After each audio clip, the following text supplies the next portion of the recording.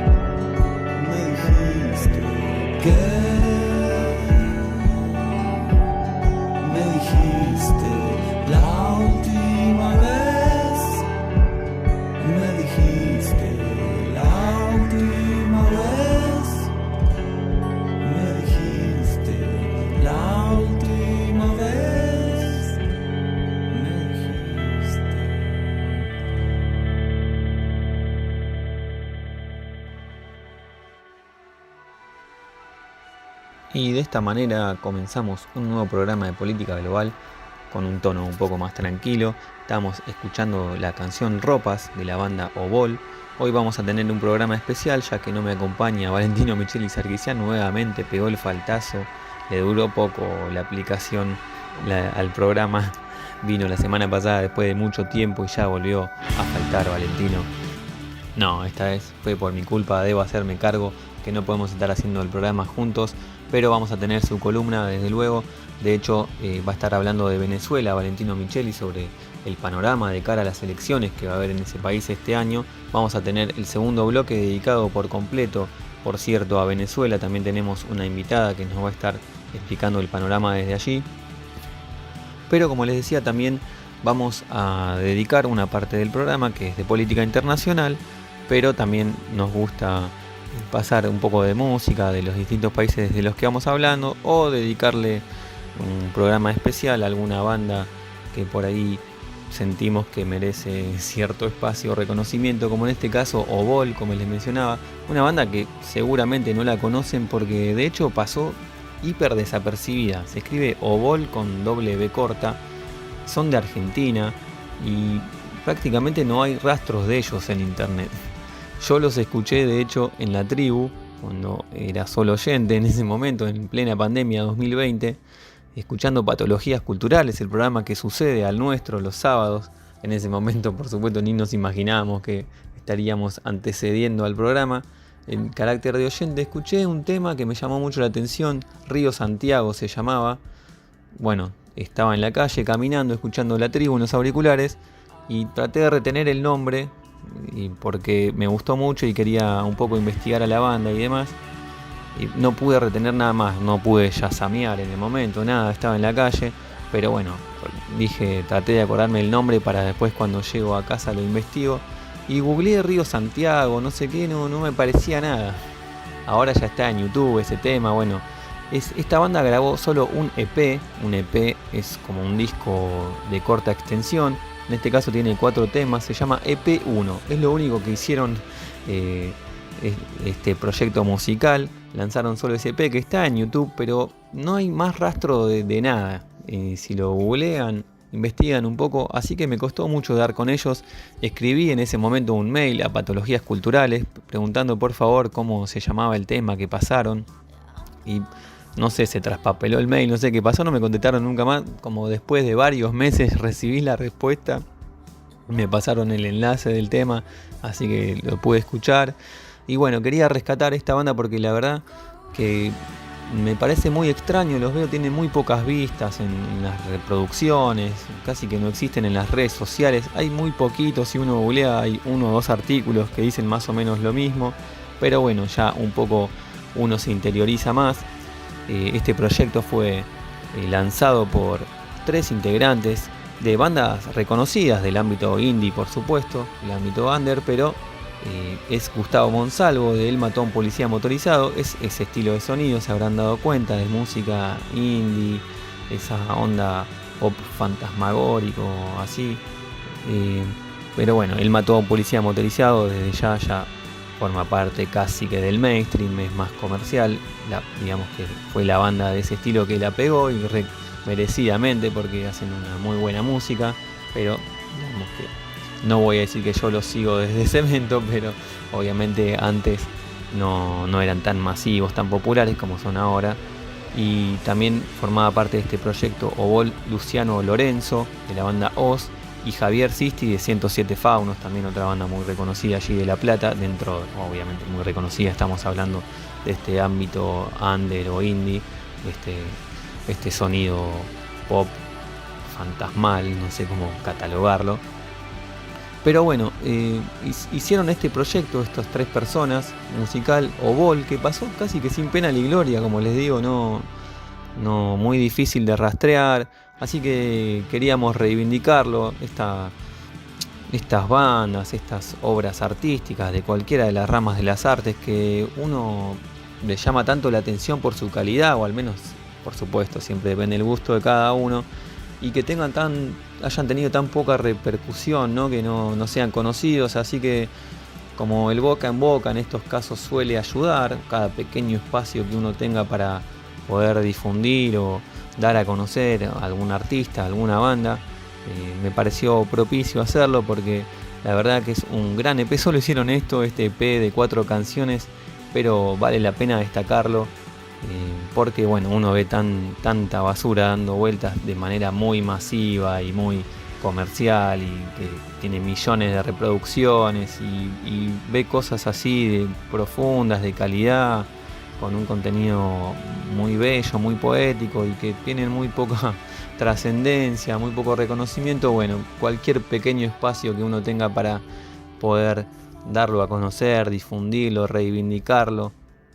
Así que bueno, queríamos aprovechar esta ocasión de un programa especial, que estoy solo nuevamente, sin Valentino, aprovecharlo para dedicar un programa especial a esta banda Obol, que bueno, si alguno los conoce, no sé por qué, están casi que una existencia fantasmal. Que les diga que hicimos un programa especial desde Política Global dedicado a la banda Obol, que bueno, no tiene mucho que ver con la política internacional, pero bueno, también nos gusta escuchar un poco de música y compartirles distintas músicas de distintas partes del mundo, o en este caso desde Argentina, que nos parece que vale la pena.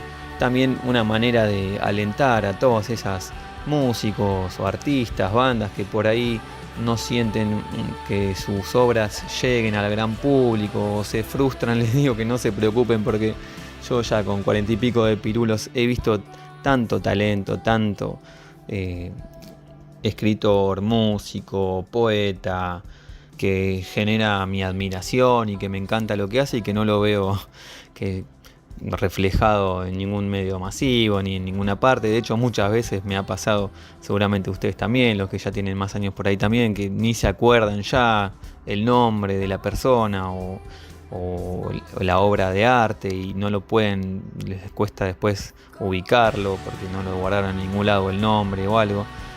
Bueno, suele suceder, así que también para aquellos artistas de cualquiera de las ramas del arte que se dedican y que por ahí sienten que no tienen llegada al gran público o que no tienen muchos likes en sus redes sociales o lo que fuera, que no se frustren porque eso no es indicio de nada, porque de hecho lo vemos que muchas de las cosas que son muy masivas, muy exitosas entre comillas y que llegan al gran público, bueno, por ahí no son del agrado de uno o qué sé yo, cuánto valor estético o artístico tendrán, y otras cosas que por ahí según la visión de uno tienen muchísimo más valor, muchísimo más profundidad y meritorio de reconocimiento, por ahí no lo tienen, así que eso no los frustre, siguen haciendo lo que les gusta, lo que les da placer y lo que sienten que saben hacer, lo que ustedes transmiten desde su óptica, su visión,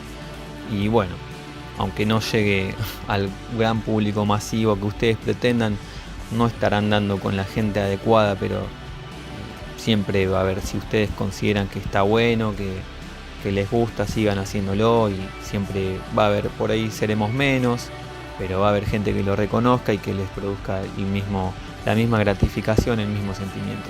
Así que bueno, hoy vamos a estar escuchando a esta banda Obol, que lanzaron un EP precioso, la verdad los 4 temas son un muy lindo EP, vale la pena recordarlo y destacarlo, así que vamos a dedicar este programa especial a esta banda que se llama Obol con doble B corta. No traten de buscarlos en las redes ni nada porque está desactivado hace ya muchos años, hicieron este proyecto solo y no perduró la cosa. Es de 2017 creo este EP que lanzaron. El tema que escuchamos, que se llama Ropas, era el tema 1 de estos 4 temas. Ahora vamos a escuchar el tema 2 que se llama Mi Casa.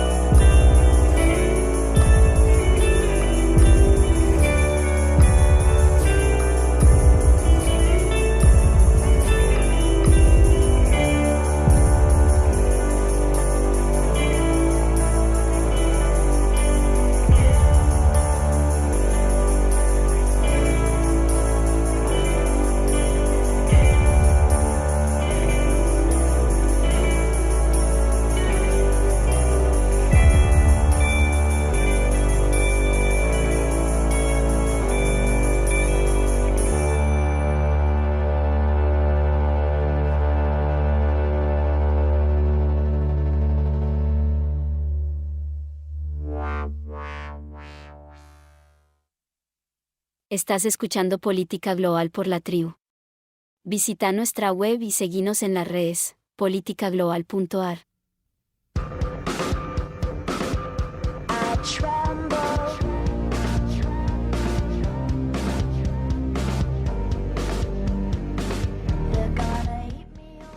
Nos vamos a referir nosotros a Portugal.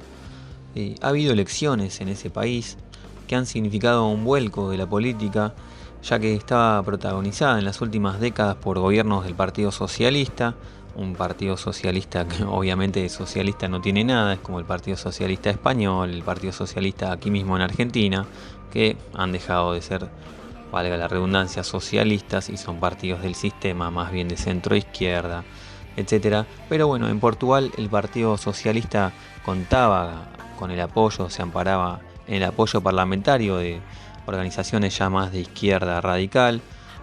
A raíz de estos acuerdos logró mantenerse en el poder durante los últimos años. De esta forma ha logrado conservar el poder el Partido Socialista, aunque sin tocar los problemas estructurales de fondo del modelo económico portugués, basado en la mano de obra barata, el fomento de la atracción de capital rentista, del turismo, etc. Bueno, las elecciones en Portugal se habían adelantado por la renuncia del primer ministro António Costa, que estuvo salpicado en un caso de corrupción, que fue a raíz de la concesión de licencias de explotación de una de las reservas de litio más importantes del país y de Europa.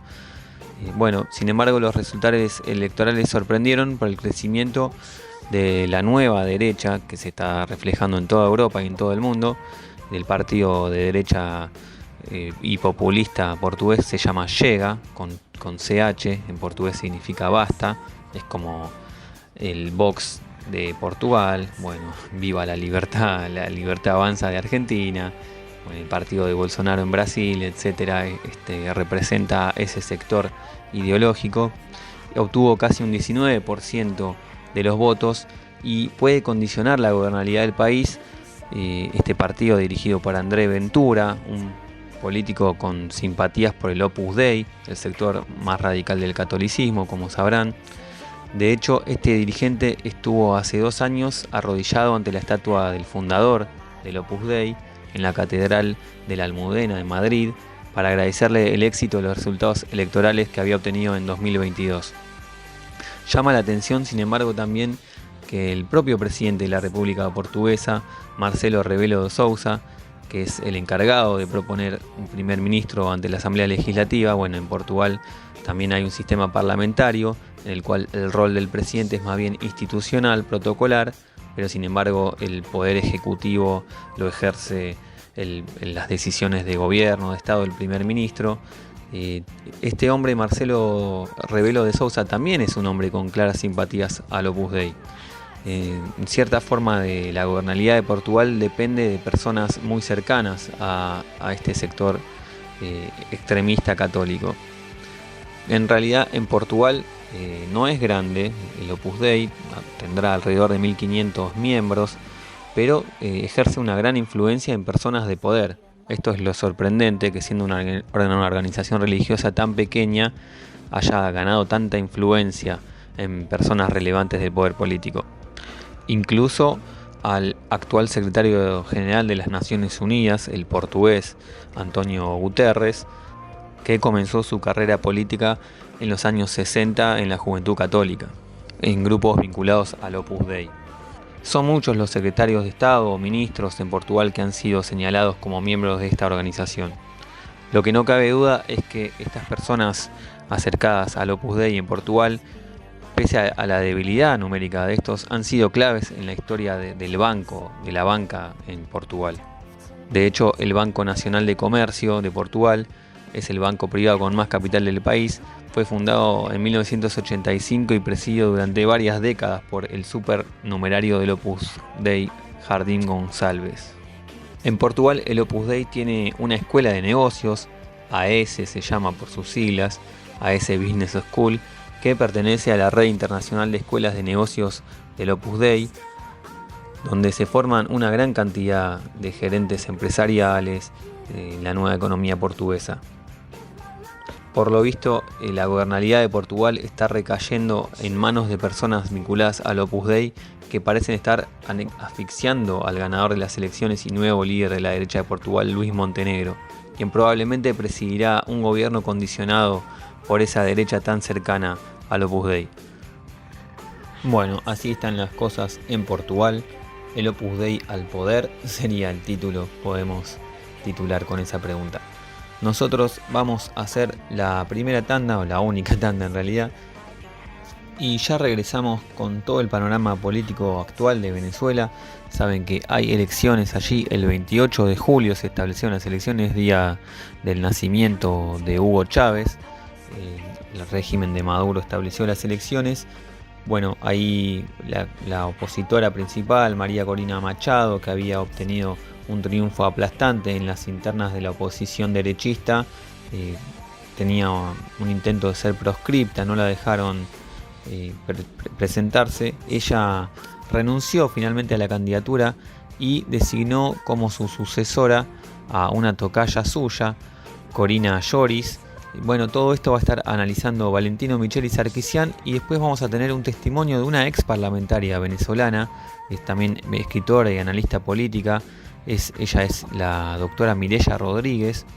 Ella formó parte del partido que se llamó Proyecto Venezuela, una oposición que formó parte de la mesa opositora en ese momento al régimen de Maduro. Bueno, ella en este momento no está en ese espacio, pero nos va a estar brindando también un panorama desde allí sobre todo lo relacionado a estas elecciones que se vienen en Venezuela y la candidatura proscripta de María Corina Machado. Política global. Por FM La Tribu. Temas de la actualidad internacional que no vas a ver ni escuchar en los grandes medios.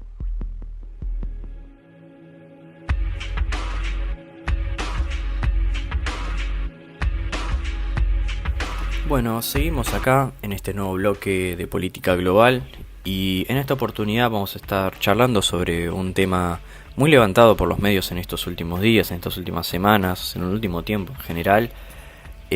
Vamos a hablar de Venezuela, ¿sí? En especial porque se vienen las elecciones el 28 de julio próximo. Envuelto en mucha polémica este proceso electoral. Bueno, ya sabemos que, para dar un repaso, Nicolás Maduro Moros es el presidente de Venezuela indiscutidamente desde 2012, bueno, entre denuncias de distintas cosas, bueno, de fraude, de corrupción, de violación a los derechos humanos básicos. Incluso tuvo discutido su mandato de 2019 a 2023 cuando Juan Guaidó fue proclamado presidente encargado por la asamblea opositora en Venezuela que se formó, y bueno, luego cuando la vorágine política y los esfuerzos se agotaron por parte de Guaidó y de sus seguidores, este reclamo cesó y quedó Maduro como presidente indiscutido, pero realmente tuvo bastantes amenazas que el régimen de alguna forma u otra supo sortear. Recordemos, un régimen petrolero. Venezuela es uno de los países con la reserva de petróleo más grandes del mundo por excelencia, pero tiene un sistema político muy polémico. Como dije, Maduro hegemónicamente gobierna el país desde la muerte de Chávez. Es más, él asume como sucesor de Chávez. Solía ser el vicepresidente de Hugo Chávez Frías y a la muerte de este asume el cargo, envuelto en polémica también, porque algunos decían que Diosdado Cabello era el encargado de asumir. Bueno, se resolvió que Maduro asumiría en 2012 y de hecho lo hizo y gobierna desde entonces, con una reelección en el medio en 2018 también muy cuestionada internacionalmente por la carencia de observadores internacionales que no fueron permitidos de ingresar al país.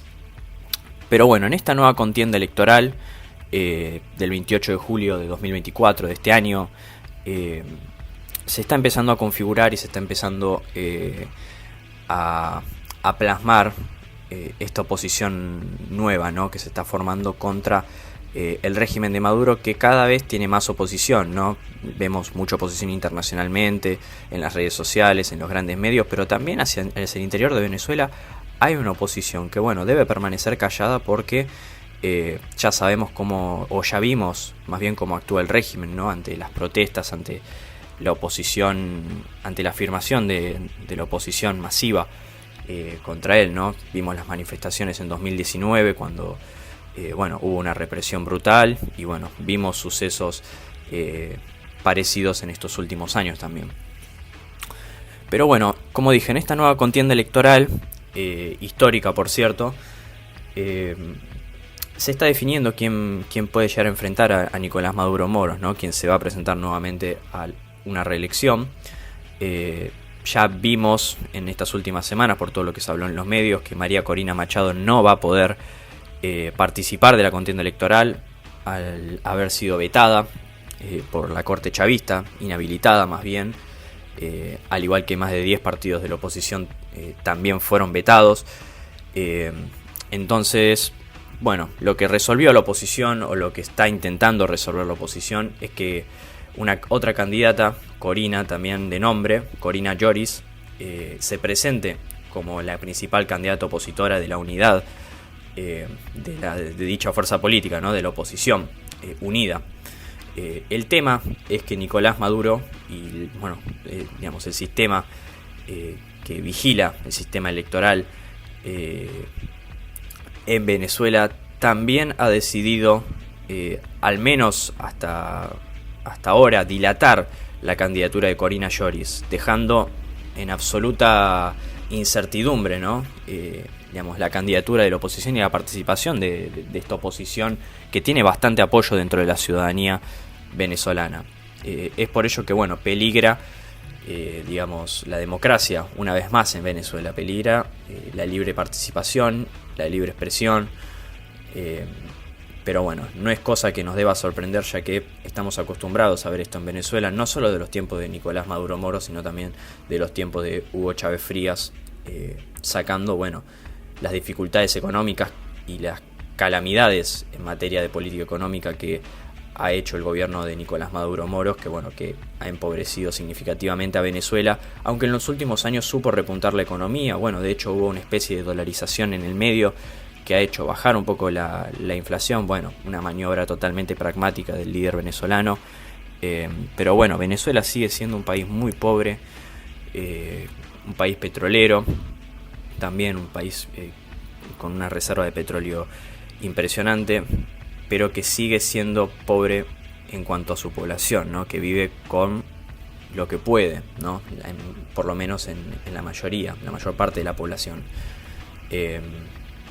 Pero veremos en qué queda la contienda electoral. El plazo para la habilitación de los candidatos era hasta el 25 de marzo, día de hoy. Y por ahora, a hora de hoy, a las 13 horas del 25 de marzo, no se encuentra totalmente habilitada la candidatura de Corina Lloris, por lo que hay mucha incertidumbre a esta hora sobre el tema de la oposición en Venezuela. Lloris, que se iba a inscribir como representante unitaria, ¿no? de las únicas, de las únicas dos opciones opositoras que había habilitado el régimen, ¿no? En una maniobra muy inteligente. Estas únicas dos opciones eran Un Nuevo Tiempo y Mesa de Unidad Nacional. Pero como dije, todavía hay cierta incertidumbre por la candidatura de la opositora Lloris. Y se levanta esta noticia, se llama la atención porque Venezuela exige un cambio de rumbo en cuanto a su régimen, no solo en estas elecciones, no solo en la previa de estas elecciones, sino hace varios años, ¿no? Lo vimos, como ya mencioné, con la presidencia encargada de Juan Guaidó, que no supo articular políticamente, no supo mantener su base de apoyo, tampoco supo concretar, accionar concretamente para obtener ese apoyo, para mantenerlo, sino que fue una ilusión que duró unos meses, una ilusión de una revolución, de un cambio verdadero, democrático en Venezuela, que también se vio manchado por la injerencia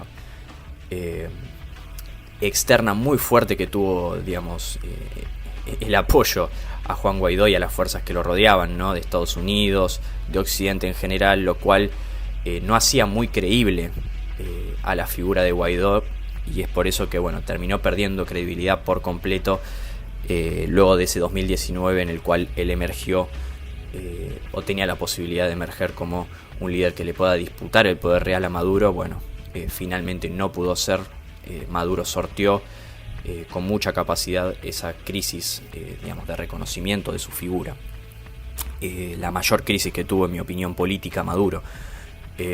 Pero bueno, en esta oportunidad la población venezolana, y Dios quiera que sin ninguna restricción, sin ningún tipo de coacción, pueda elegir libremente, pueda, si es de su voluntad, cambiar el rumbo político de su nación, porque así lo merecen los pueblos que eligen ser democráticos, y que sean unas elecciones en paz, que sean elecciones que puedan tener observadores internacionales para tener, una mirada más objetiva, no solo observadores locales, oficialistas, y que haya verdadera democracia en Venezuela de una vez, para que un pueblo sea verdaderamente libre y que no esté en manos de una dictadura que, todo lo controla, todo lo posee y que empobrezca a su población.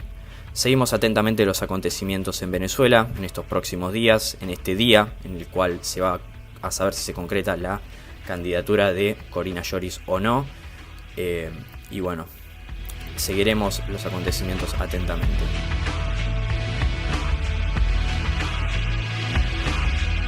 Muchas gracias, Valentino, como siempre, por tu excelente columna, en este caso analizando el panorama electoral en Venezuela.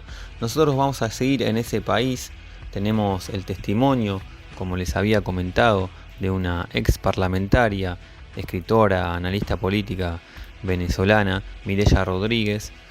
Pero antes de escuchar su opinión, su análisis respecto a este tema, también vamos a escuchar a Cancerbero, este rapero venezolano, en honor a Valentino también, que sabemos que le gusta mucho, es un fanático de Cancerbero, este rapero venezolano, muerto en 2015. En un principio se había pensado que había sido un suicidio, después se evaluó un posible asesinato por parte de su mejor amigo Carlos Molinar, que también falleció en esa misma escena, que se pensó que lo mató y se suicidó. Bueno, resulta ser que en realidad los dos fueron asesinados por parte de la ex manager del rapero, de Cancerbero, que los asesinó a los dos y limpió la escena del crimen. Aparentemente, según ella misma confesó, después de tantos años, fue en 2015 ahora sabemos, asesinato. Limpió la escena con ayuda de los servicios de inteligencia, según ella misma confesó, de Venezuela. Así que finalmente este rapero, envuelto en una muerte muy misteriosa, en principio pareciera ser ahora ya a confesión de la misma presunta protagonista del hecho, asesinado por su ex manager, aparentemente enojada porque iba a prescindir de sus servicios o algo así. Así que un hecho muy lamentable que sucedió en torno a este rapero, que finalmente parece que no se había suicidado finalmente, sino que fue asesinado, y no por su mejor amigo Carlos Molinar, que también murió en ese mismo hecho, sino por una ex representante del cantante que parece que los mató a los dos. Así que vamos a escuchar a Cancerbero, este rapero que tiene tantos seguidores, uno de ellos nuestro compañero Valentino Micheli.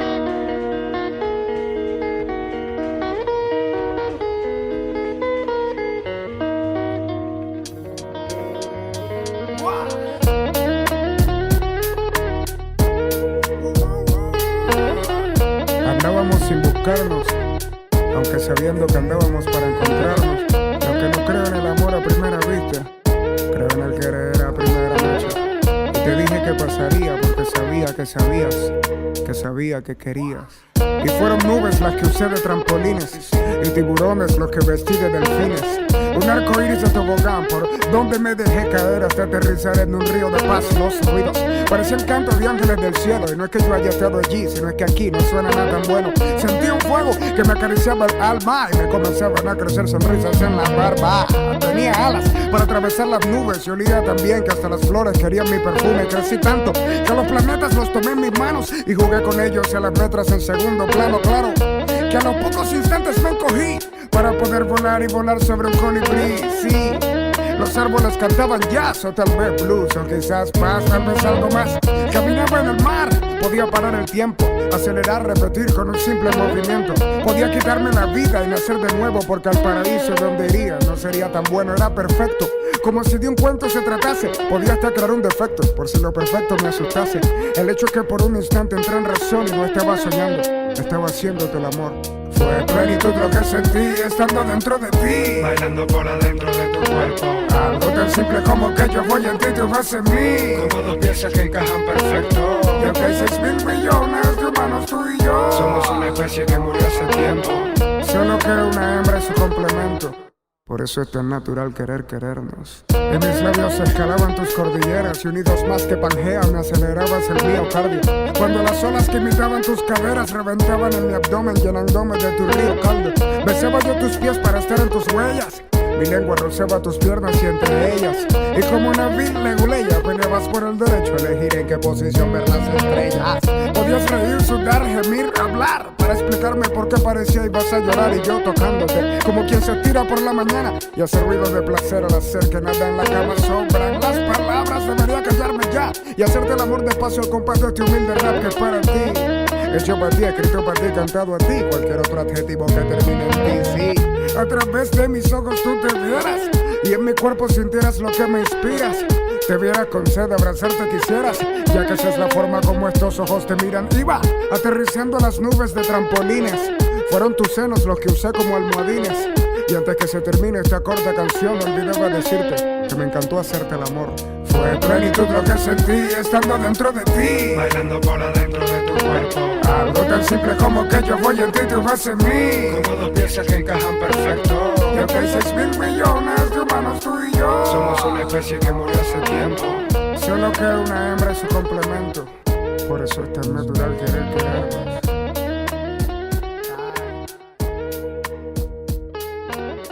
Y ahora quién sabe cuándo volvamos a vernos.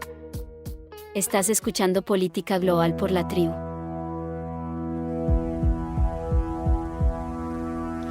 Escuchábamos al rapero venezolano Cancerbero, y mientras de fondo escuchamos a la banda Obol argentina, con la cual comenzamos, y estuvimos escuchando también el tema 3, Nuestros Bosques, en esta ocasión. Mientras suena de fondo, vamos a seguir en Venezuela. Vamos a escuchar, como les anticipé, a la ex parlamentaria, escritora, analista política venezolana Mireya Rodríguez, quien estuvimos contactando en la semana sobre este tema, sobre el panorama electoral y la proscripción de la candidata Corina Machado, y esto nos decía.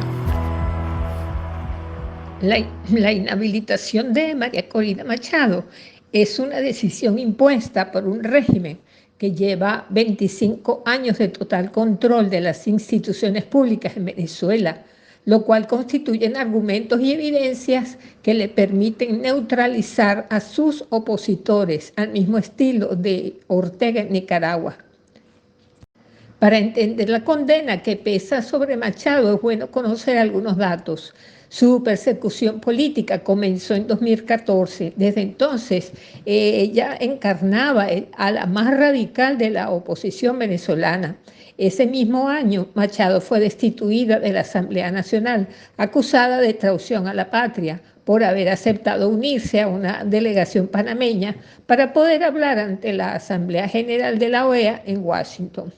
En el 2005, la Contraloría General de la República la inhabilitó para ocupar cargos públicos por un año, basándose en fallos en una declaración jurada de patrimonio, lo cual le impidió participar en las elecciones parlamentarias que se realizarían ese año.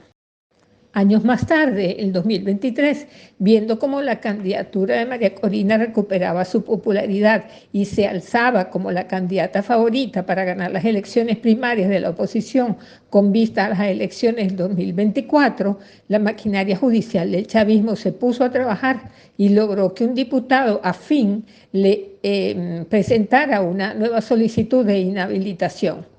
Como respuesta, en junio del 2023, la Contraloría impuso una nueva sanción que la inhabilitaba a ejercer cargos públicos durante 15 años, utilizando las mismas reacciones de la primera inhabilitación por un año, y a la cual se le agregó acusaciones de corrupción y de conspiración por defender las sanciones de Estados Unidos contra el régimen.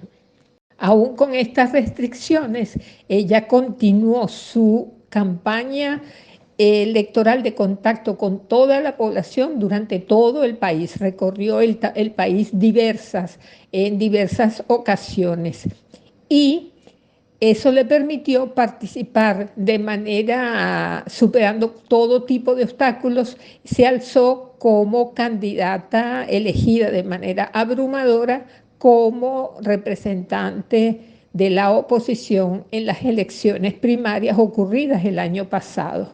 Obviamente seguía inhabilitada, pero eso no constituyó en ningún caso un motivo para que ella no hiciera la campaña que estaba haciendo a nivel nacional.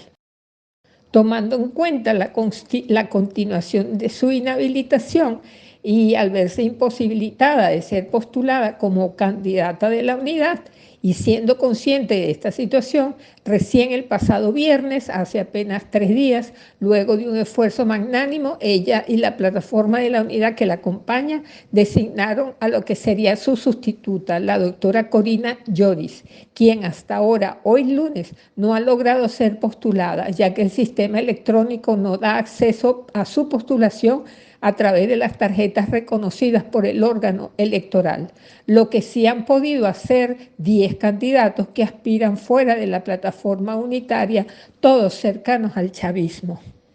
Estamos en momento de máxima tensión, ya que esta noche, a medianoche, se vencen los plazos y se corre el riesgo de que cierren el proceso sin haber podido inscribir a la doctora Lloris, por lo que la plataforma de la unidad ha pedido no solo una extensión del plazo, sino el acceso al sistema electrónico de postulaciones, al cual no han podido tener acceso desde el mismo inicio del proceso de postulaciones. Hasta hoy, Maduro no tiene ninguna intención de ceder el poder y la población a su vez ya tiene su decisión, pero no el canal para hacerla efectiva. Estos días son realmente de máxima tensión, tomando en cuenta lo que está en juego. Ante esta pregunta, tal vez te parezca radical mi respuesta. Pienso que el chavismo convirtió a Venezuela en un espacio, no en un país, en un espacio compartido al servicio de los intereses de Cuba, China, Irán, Turquía, Rusia y fundamentalmente al servicio del narcotráfico, la guerrilla y el crimen organizado transnacional. Todos ellos tienen un pedazo de territorio de Venezuela. Que quede bien claro esto.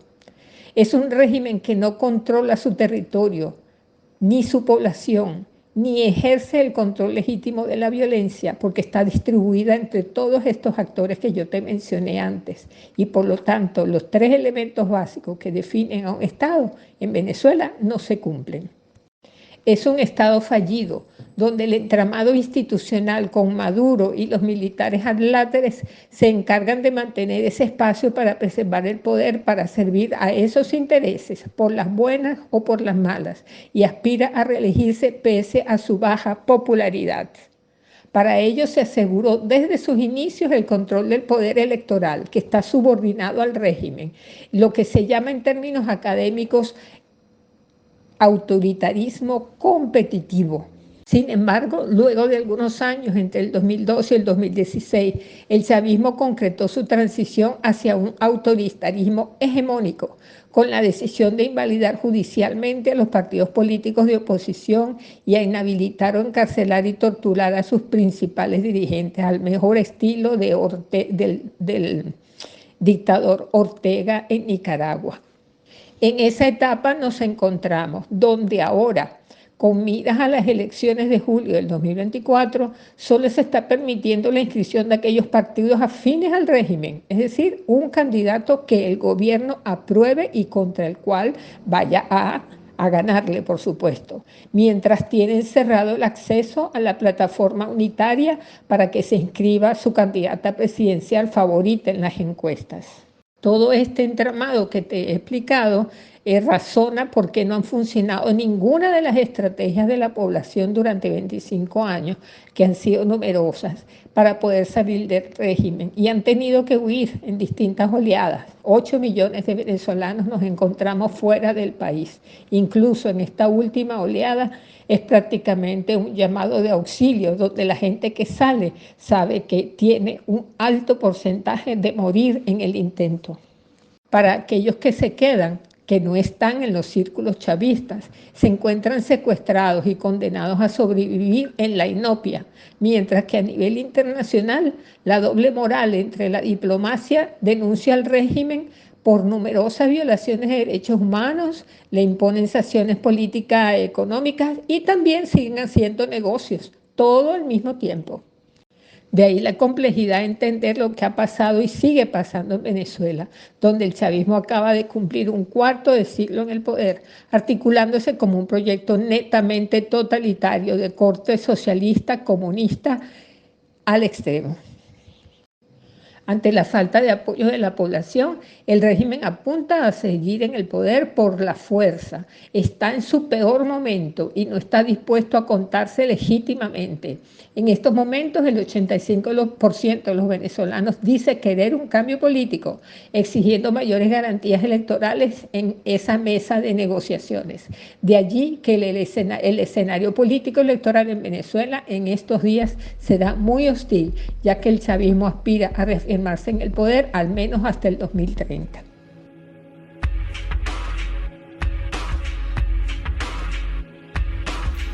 Era la analista política y escritora ex parlamentaria venezolana Mireya Rodríguez. Muchas gracias por brindarnos este testimonio.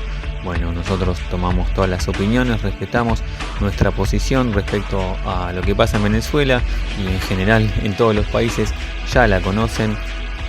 No comulgamos con estos populismos nacionalistas burgueses como nosotros caracterizamos, como es el régimen de Maduro, como fue anteriormente el de Chávez, con un discurso revolucionario de izquierda, pero que en definitiva sigue allí vigente el sistema en todo su esplendor, con una oligarquía millonaria que hace los negociados. En fin, el sistema sigue funcionando con el mismo mecanismo con el que funciona en todo el mundo, desde luego, pero tampoco, por supuesto, nos parece bien que esto dé lugar, de hecho nos parece peor, por cierto, no es que nos da exactamente lo mismo, que eso dé lugar a una oposición derechista, lo que pasó aquí en Argentina con Milei, que después del kirchnerismo viene Macri, viene Milei, en Brasil después de otro populismo nacionalista burgués de Lula viene Bolsonaro, en Chile, bueno, Piñera, Boric, bueno, más o menos por ahí anda la cosa. No cambia mucho de fondo, pero por supuesto siempre nos parece peor que aparezca una oposición derechista, reaccionaria, como estamos teniendo aquí en Argentina en este momento, como fue en su momento lo de Brasil con Bolsonaro. Pero bueno, esto no nos hace legitimar el régimen de Maduro ni las prácticas que tiene, que seguramente es muy posible que nuevamente vuelva a ganar las elecciones, como pasó en Rusia con Putin. Estos regímenes autoritarios encuentran los vericuetos legislativos, legales, electorales para mantenerse en el poder, que no necesariamente refleja una adhesión popular. Nosotros llegamos al final, vamos a despedirnos con la banda a la cual homenajeamos hoy, la banda Obol, una banda argentina medio desconocida. Quisimos rescatarla, traerla, reivindicarla para nuestros oyentes. Nos vamos a despedir con el tema con el cual los conocí en esta misma radio FM La Tribu. Así que bueno, los invito también de paso a escuchar La Tribu, que siempre van a escuchar buena música que no escuchan en otros lados, contenido diferente y otras perspectivas, otros puntos de vista de lo que pasa en todos los medios comerciales, que son más o menos lo mismo. Así que bueno, vamos a escuchar la canción que se llama Río Santiago y que es justamente el cuarto disco de este EP, el único que hicieron y que cierra el disco, se llama Río Santiago. Muchas gracias a todos, que pasen un lindo sábado y nos estamos reencontrando en una semana. Gracias por acompañarnos.